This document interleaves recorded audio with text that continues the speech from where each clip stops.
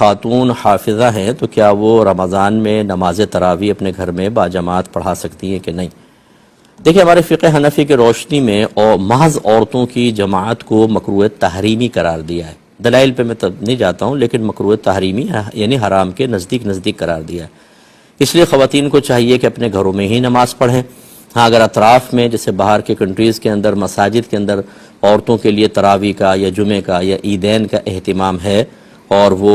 باپردہ نکلتی ہیں، محارم کے ساتھ جاتی ہیں، یا مسجد قریب ہے تو چلیں دو چار عورتیں مل کے چلی گئیں، اور وہ مقام ایسا ہے کہ جہاں پر جا کے وہ نماز پڑھتی ہیں کسی نامحرم کی نظر نہیں پڑتی ہے، وہ کیمراز وغیرہ سے نہیں لگے ہوئے کہ عورتوں کے چہرے وغیرہ کوئی دیکھے، اور وہاں پہ جانا صرف یہی مقصود ہو کہ نماز ادا کریں گے، جس کی علامت یہ ہے کہ ختم ہو تو بس وہاں سے واپس آ جائیں، یہ نہیں کہ وہاں پہ بیٹھ گئیں اور دنیا کی باتیں سٹارٹ کر لیں۔ اور راستہ بھی پر امن ہونا چاہیے، یعنی کسی قسم کا کوئی عزت کا مسئلہ نہ ہو، لوٹنے کا مسئلہ نہ ہو۔ تو ان اگر چیزوں کا خیال رکھ لیا جائے تو پھر اس طرح تو عورتیں مردوں کے پیچھے تو نماز پڑھ سکتی ہیں، لیکن خالصتاً عورتوں کی جماعت ہم منع ہی کرتے ہیں، فقہ حنفی میں منع ہے،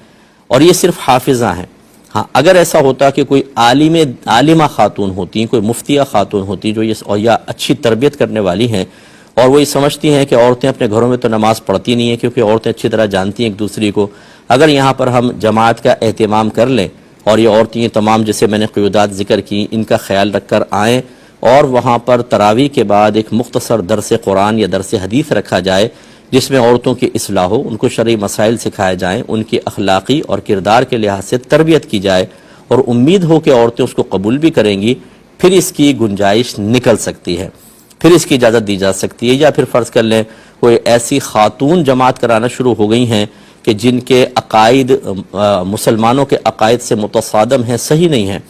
اس میں اگر کوئی اس صورت میں تو یہ حافظہ بھی اگر ہیں اور یہ سمجھتی ہیں کہ میں اگر جماعت قائم کروں گی تو عورتیں وہاں نہیں جائیں گی اور ان کی برین واشنگ نہیں ہوگی، تو پھر وہ قائم کر سکتی ہیں۔ یہ میرا جواب 2-3 دفعہ یوٹیوب پہ آپ سن لیں، تو جہاں شریعت نے کوئی مجبوری ہے وہاں سمجھ لی اجازت دی ہے یا اجازت ہو سکتی ہے، اور جہاں کوئی مجبوری نہیں ہے وہاں پر عورتیں اپنے گھر میں ہی تراویح پڑھیں، یہ سب سے افضل